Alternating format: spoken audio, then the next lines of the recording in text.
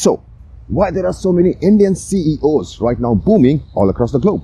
Like from Microsoft, Adobe, Twitter, Google, to so many to list on. Well, let me give you 10 main reasons why so.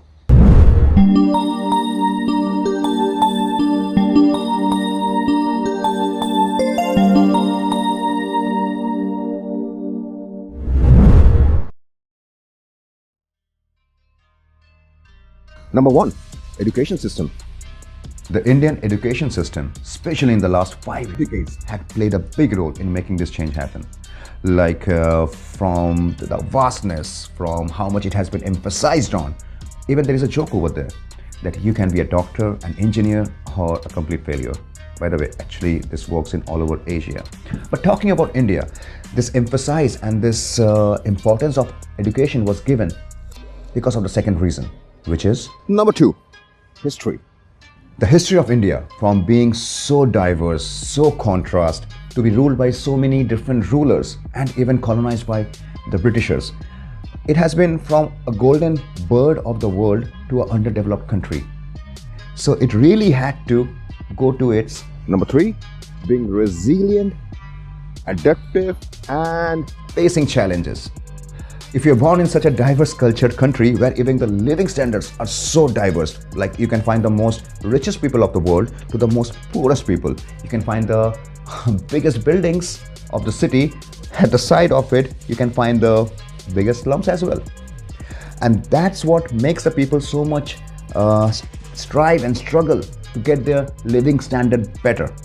And that comes also from their Number 4, culture and nepotism.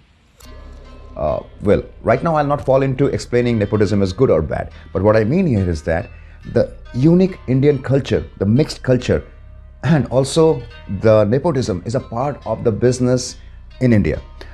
If you see the biggest businesses, most of them, they will be having their last name or the family name as the business name. So of course, mostly over there, it will be preferred their family members than the skilled people. And that's why many of the people who are well skilled and talented in India have been, well, point number 5. Brain drain. Yes, so nepotism and lack of opportunities, along with many other small factors, plays a big role in many of the good or skilled talents to be brain drained out of the country to the bigger countries, the giants, where they can have a better standard of living. And right now, when we're talking about industrial revolution to the IT revolution, well, IT revolution, that's exactly where the next point comes in. Number 6, ITians and engineers. Have you realized that most of the CEOs in most of these big companies are either ITians or engineers? And that's exactly what India produces right now the most because of point number 1, the education system. And that's why most of the ITians, doctors abroad are right now either from Asia or mostly from India. And that's what brings us to the point number 7, English speaking country.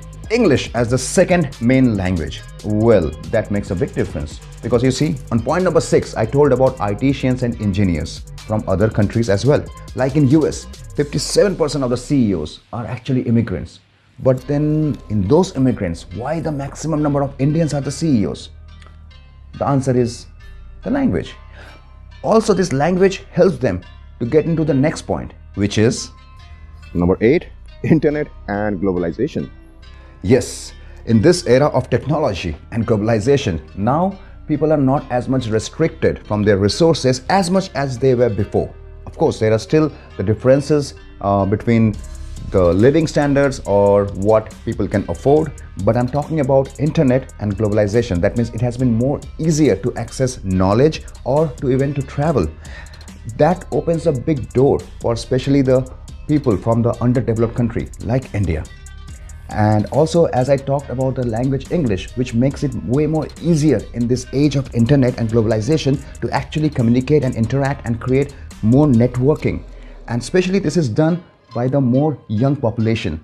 And young population, oh, I think we're getting to the next point. Number 9, the youngest population in the world. Yes, while being on the top of the population chart is not a good news but definitely being on the top of the youth population chart is a very good news. So India, with the largest, the biggest youth population of the world, really have a great future, not only for the country as a whole, but for every individual, getting more chances, more time to actually attain their goals, both as individually and, as I said, as a country. And that's what brings us to the next point of a country and of individual, which is about the Last but not the least, number 10, the image and impression. Well, I could have talked about the impression or the image of being Indian here, but believe me, in these multinational companies, it doesn't matter where you belong from, especially not as much as your profession, your talent, your skill, your performance, and so on. So I think that's a great message to learn for all of us.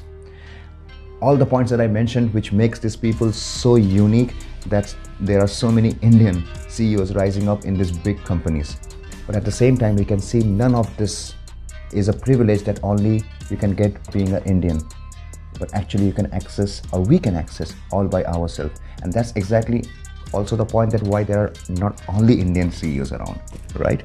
So I think that's a great thing that I get to learn through this research and tried making a small video out of it.